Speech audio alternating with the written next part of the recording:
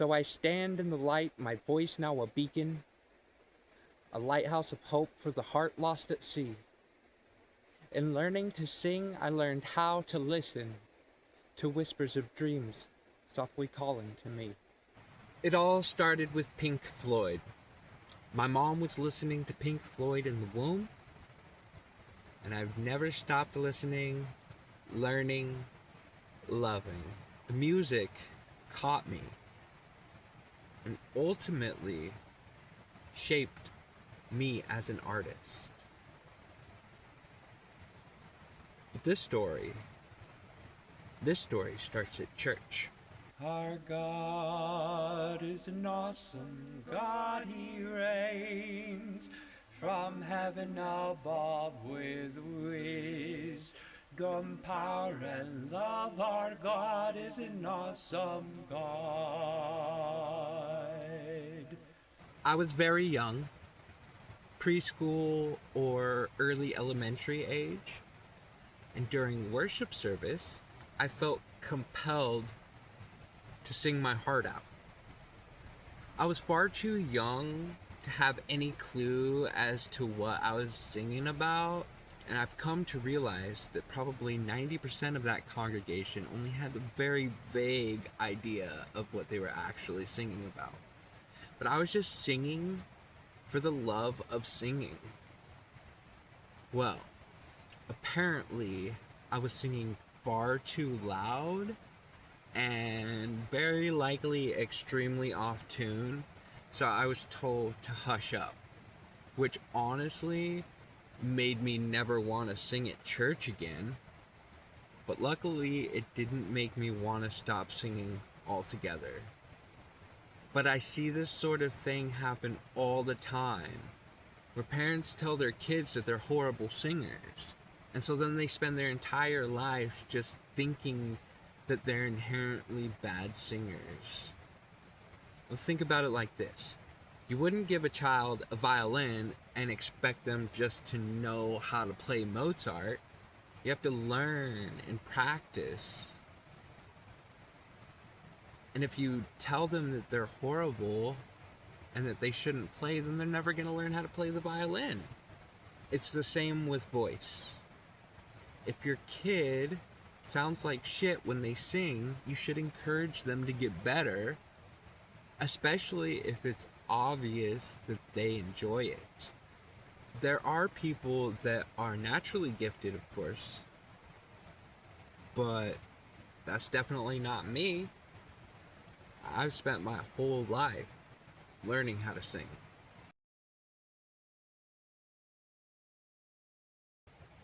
In twilight's glow, the organs hum, a gentle tide where sorrows numb. With keys like clouds and whispers sweet, my child heart danced to a new heartbeat. There is a sad Christmas story that led me to my first glimpse of the healing power of music. I'm not going to go into that right now, but I do tell the story in my song, Keys Like Clouds. It's on the album Self Portrait. So you can go check that out if you want to hear a more poetic kind of retelling of that fateful Christmas Eve when I was very, very young. In shadows cast by melodies so bright, a singer stands, his voice a silver stream. He weaves his notes through day and into the night, yet yearns to soar beyond the bounds of a dream. So let him learn to play the poet's game, to shape his thoughts like melodies in flight. For every song is but a spark of flame, and every lyric holds a world of light. Now, I want to skip ahead to when I was a teenager. And at this point, I had already been singing in choir for multiple years and even started teaching myself how to play the piano. And I didn't know it at the time, but I was about to transition from a musician into a songwriter. One day, I'm in the back seat of my mom's car. She's driving on the same road that we drive every day. And just like every other day, we're listening to the radio. And the song Wish You Were Here by Pink Floyd came on. Now, I'd probably already heard this song about 100 times, but on this particular day, on this particular road, with my sister riding shotgun, chatting up my mom, it hit different. Specifically, the lyrics, we're just two lost souls swimming in a fishbowl, year after year, running over the same old ground. Have we found the same old fears? Wish you were here. It was the first time that I ever really connected with lyrics. And so I began to study poetry with the intention of becoming a songwriter. In 2003, when I was 19 years old, I wrote and recorded my first album ever, The Gathering of the Penguins, which you can actually experience on my channel here. Just go to playlist and click on the playlist titled The First Album I Ever Recorded, The Gathering of the Penguins, and Wamba Lamba Lam. There you go. There's also a bonus track there at the end, so.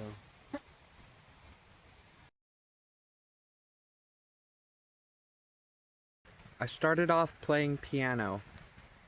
I still love the piano, but now I found a perfect union.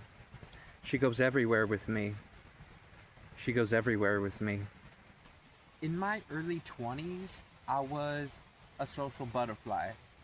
I was always the dude that was down to come and hang out at anybody's house. But being somebody that doesn't drive, logistically, it got kind of difficult carrying around a full-size keyboard to everybody's house.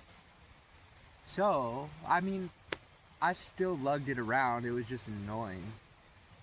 But I decided to learn a more portable instrument, and the acoustic guitar was the obvious choice. So I bought my first guitar and set off learning to play it. And over the next few years, I would play folk music for people live in their living room. And in 2009, I recorded a 2-disc album called Living Room Music. And recently, I released on Spotify, Apple Music, anywhere you stream music, selections from that album under the title The Early Years.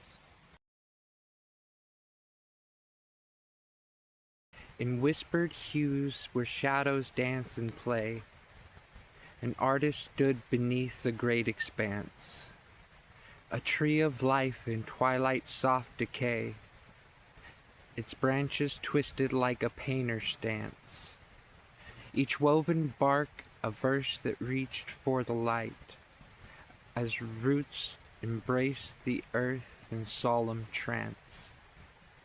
Beneath this tree, the artist claims their time, as every leaf descends, a verse expressed, each breath a poem rising in the climb. Now, due to life and mental illness, I didn't really write or record anything in my mid to late 20s. It was a dark time. There was something missing from my life. And it wasn't a romantic partner or children like I thought it was. What was missing from my life was also missing from my music. And once I found it, I began to soar. I began to finally be able to write and record prolifically. I was finally where I was meant to be and the artist that I always wanted to be. And what was missing was nature plus time plus space. So that is my musical origin story.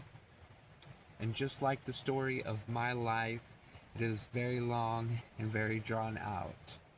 My origin story spanned 36 years, and I wouldn't change anything. In 2019, I took the first steps in my new music era, and in 2020, I released the first of 18 albums based on my own personal core tenets. Thank you for following me on this journey. Softly, kindly click the subscribe button. Help me get to 1,000 subscribers. And tune in next week where I will discuss my core tenets and philosophy of life.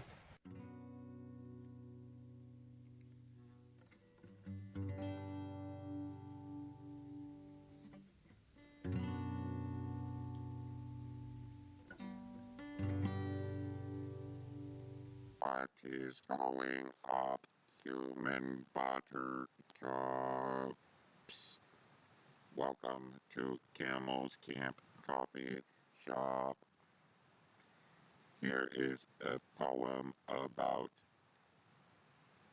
an ominous treat.